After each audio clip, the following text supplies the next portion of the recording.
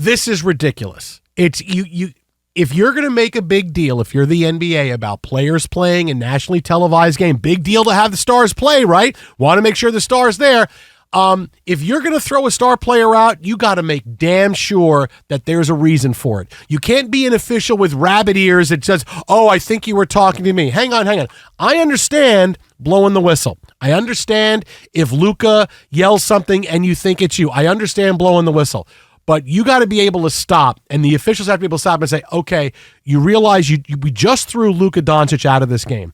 Let's understand that we did it, and we can stand on it, and it's something that was okay. So let's research this. Let's go back and look at the video. Let's talk to me. Talk to me about what he said. What did you hear him say? Luka, what did you say? And you figure it out from there. It's ridiculous that he yells, because right away Luka points, I was talking to him, I wasn't talking to you. I wasn't talking to you, I was talking to him. If he was talking to the official, Luka would have gotten his face right after. So you throw me out of the game, you blankety blank so-and-so, because that's usually what athletes do. As much as Luka is a very emotional player, he's not going to get thrown out of this game by yelling at an official.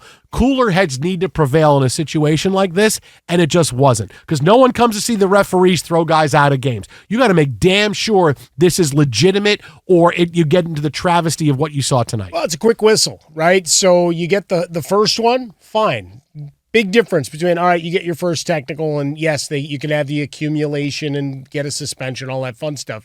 But for that, it's fine. In this case, again, I want to know what the magic word was, for one, but to your point, right, it's something that maybe the league needs to address as to, hey, we need to have a different review process before we eject a guy. We certainly do it if there's any kind of physical contact, right, when we're doing the flagrant 1, flagrant 2, let's go to the Zapruder film and lock it down frame by frame to figure out what was intent, what was there contact to the head, neck area, all that stuff. Same thing here.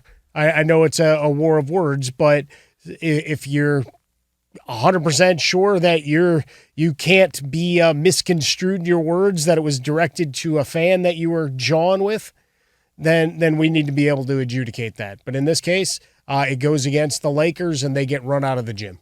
It really is a disservice to everyone when an official decides, I've had enough and I'm throwing you out.